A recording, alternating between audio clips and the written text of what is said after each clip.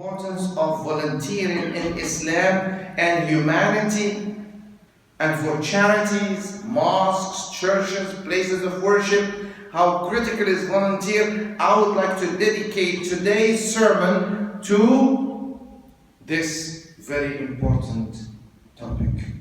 Now, when it comes to volunteers, when it comes to people in general, any religion, you have those who care and those who don't care. And the body language I'm using is that's how it is. Those who care and those who don't care. And among those who care, you have categories. They spend. When you call them, yes. If they have $10, they'll give it. If they have $1, they'll give it. If they have $1,000, they give it. They give. Like many of you, mashallah. We call you tickets, passes, charity. That's what we're growing, mashallah. Thanks to you, many of you. You have to make a living. You have to work. And then some of us actually, work 12, 14 hours a day. No day off. I know, it's difficult. But they spend. This category one. Among those who care, there are other students, or they're still looking for a job, or they are told you have to have the Canadian experience, and they can't get that Canadian experience because there's nowhere to start. And they're very well educated, and they're struggling to have a job. But they volunteer. MashaAllah. Not on Sundays between 10 a.m. and 2 p.m. They volunteer whenever you need them. Whether it's a snow squad to go and help some senior citizens in our community who cannot shovel their snow, you'll find them there with their shovels. You catch them in the middle of the night, coming with gloves and bags and cleaning around the mosque or around the school. They don't want to be known. They are rare, by the way. This category number 2. Very rare. They are there.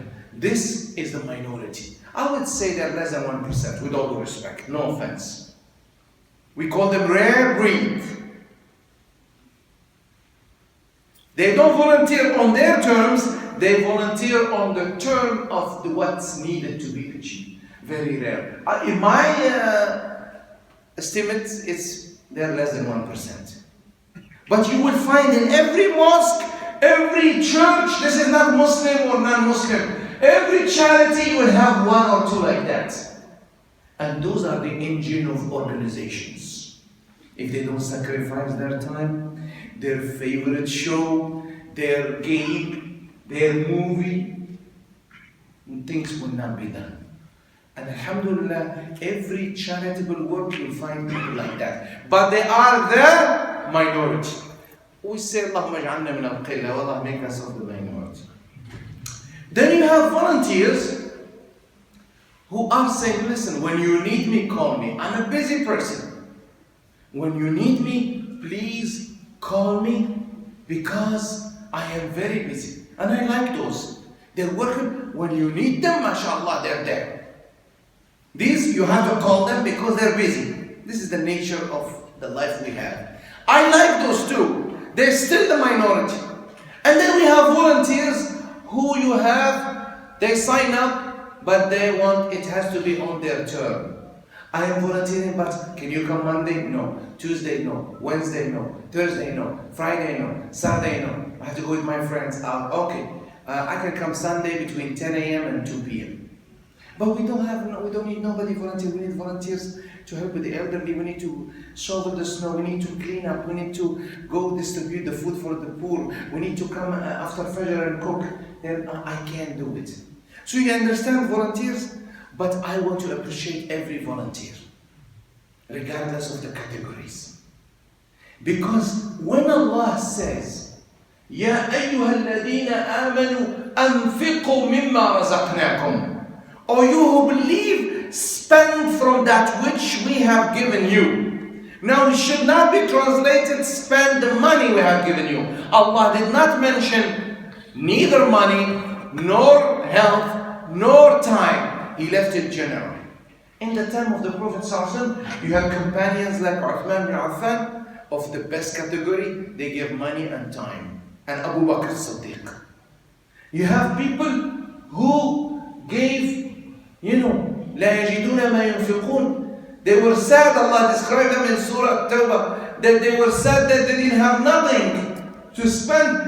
And they were crying because they wished that they could spend. And that's why they came to Rasul sallallahu alaihi wasallam. They said, Ya Rasulullah, ذهب أهل الدثور بالأجور يصلون كما نصلي ويصومون كما نصوم ويتصدقون بفضول أموالهم. Ya Rasulullah, the people with money, they took and they mean the people with money and time. Because you see, this is the equation. Either you have money, they say this in business. If you have money, most likely you don't have time. If you have time, you don't have money. Who is the happiest person? The one who has money and time. When do you really enjoy life and travel and see the world? When you're a senior citizen. Like in this country, they take retirement, they go on cruises and travel the world and enjoy the food and the places. But when you're a senior citizen, you're not going to enjoy it when you're young. But this is the reality of this life. Nobody has money and time. If you have money and time, they say you could be the happiest person. Assuming. But not everybody has money and time. Either you have time or money. And this is the problem. If you have no money, no time, this is the biggest misfortune. And this is why we have this tradition that don't run too much after dunya. Whatever is meant for you is meant for you, but you have to balance. So going back here, they said, Ya Rasulullah, the people with money, they took all the rewards. They pray like we do, they fast like we do, and above us, more beyond that, they give charity. And charity reward is very high. And then the Rasul smiled at them and said, أَوَلَيْسَ قَدْ جَعَلَ اللَّهُ لَكُمْ مَا تَصَدَّقُونَ. Didn't Allah give you other ways to spend charity? And then He gave a long list. You help someone who's elderly. I'm going to use modern language. Crossing the road. Help. وَتُعِينُ الرَّجَلَ فَتَحْمِلُهُ عَلَى دَابَّتِهِ. You help someone to ride on his camel or horse. Today someone in a subway or in a car or a bus or a taxi. You help someone, an elderly, someone with wheelchair. He said, you help someone who is in need.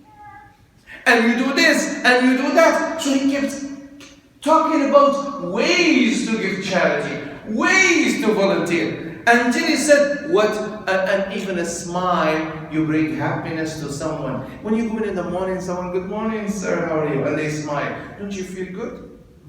All of us have hearts. And a smile open our hearts. Like the flower, like this in the morning. And this is why we appreciate a smile. وَتَبَسُّمُكَ فِي وَجْهِ أَخِيكَ صَدَقَةً.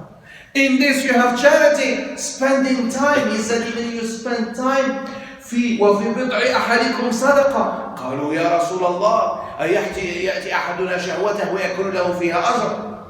قال أرأيتم إن وضعها في حلال أكان له وزر؟ قالوا نعم. قال كذلك إذا وضعها في حرام في حلال كان له أجر أو كما قال صلى الله عليه وسلم. And even in your relationship with your family, you have reward. They said, Ya Rasulullah, how come we enjoy? We have good time in this. He said, did you see if you did it in haram way? Would you be sinning? They said, yes. He said, because you're doing it in halal way, you are being rewarded. Spending time with your family. All of Islam is, but we talk about spending is not only money. Spending time. Spending energy. These three are meant in the spending. Don't understand spending in the Quran, all money. Spending time, energy.